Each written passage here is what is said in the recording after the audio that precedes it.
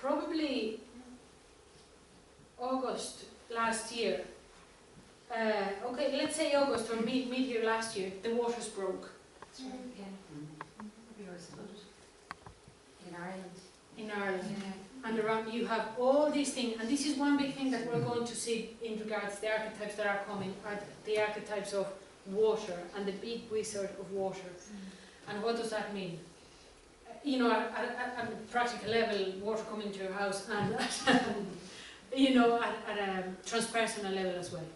So, waters broke. So what happens with waters break in a birth? You know, it's like the baby's there, but it can't breathe. It's in between, you know, the birth canal and not, and it's a moment of extreme discomfort. So there's no coziness anymore. All what you knew as your world, the environment of being nourished and cared by the mother, gone. That's it.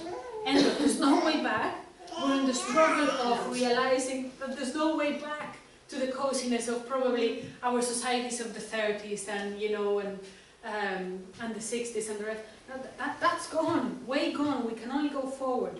So there's the panic of, I'm going to die because I can't breathe. I don't know, I'm inside the mother. The cervix is not open yet. I'm trapped. And where am I going? I'm just going to asphyxiate and die. Now, in perinatal psychology, when the babies get trapped in that part, what happens and what manifests in society? It's called the no exit hell, the place where there's no exit and we're trapped and there's no way back, there's no way forward, and people can't breathe. So depression, suicide, loss of hope, you know, the energy just goes down. People losing their minds. Now, what's been happening? You know, how many kids you've heard that, you know, that is happening, yeah? There was one boy in our school who committed suicide. Yeah. And how old is he? We've created a society where our children at 14 know and think and actually commit suicide. Now, that means we're sick. And what we've created is nothing but rotten.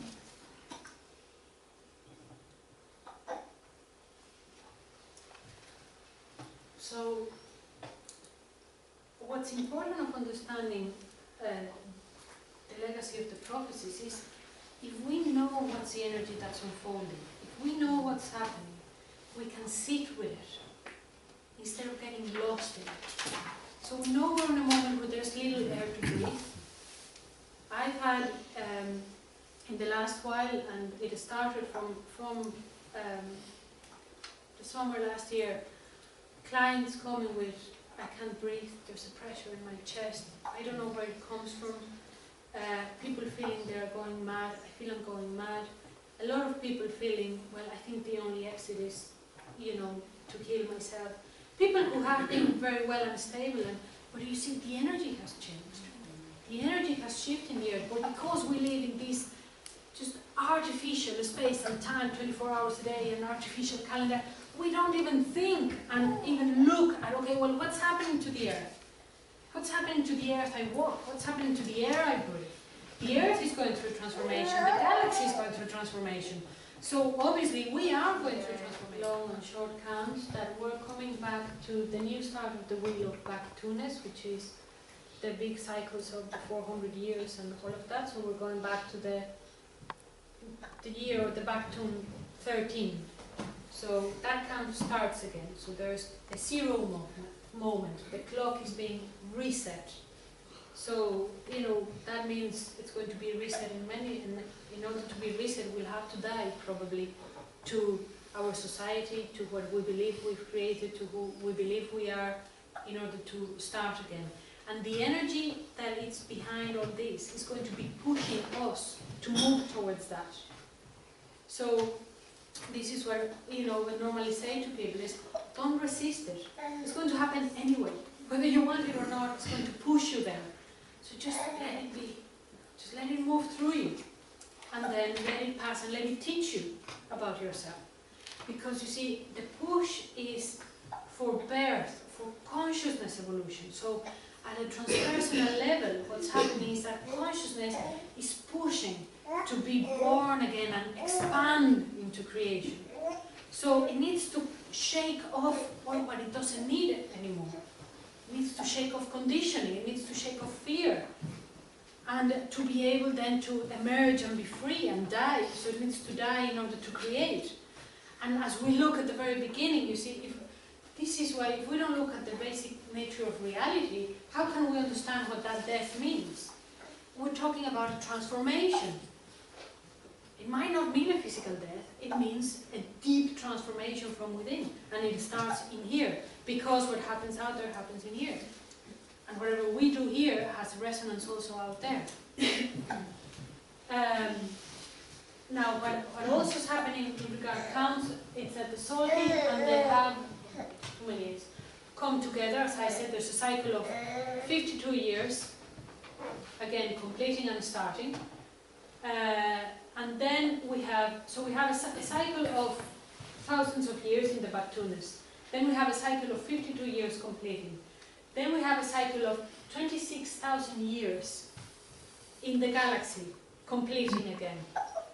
Now, that again, you can go to all the different sides of astronomy and check it out. Now, that is the conjunction that's going to happen on coming on to the winter solstice of 2012. It's going to be pretty. We're going to have Pluto, the great, great, great master of transformation and radical change. Now, Pluto is the archetype and the planet that's always been associated with, let's dig the shit and bring it up to the surface. And Ireland has been going through a transit of Pluto for the last year now. There's been, and I think if you look at the news, you can see how much has been, it almost smells rotten. It's as if somebody took the lid off the sewage, and suddenly we're getting to see what was being done behind the scenes. And you know, it stinks. Well, that's Pluto. That's what it does. Now, in the same way, it's happening out there. How does this resonate within you? What's happening in your life that it's like, oh, not that issue again? I thought I had dealt with that. I thought that was healed and way gone. So there's Pluto is in action within ourselves as well.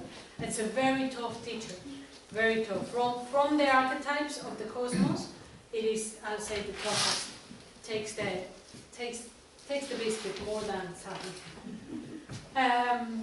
Then we're going to have Saturn. Now, Saturn is your planet that is associated with birth, actually.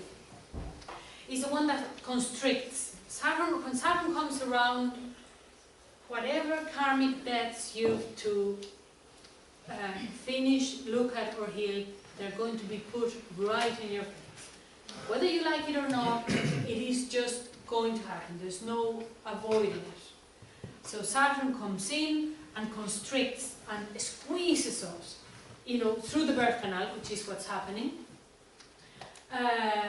Brings all the challenges, brings all the unresolved issues up to the surface. So Pluto and Saturn, that's just going mad.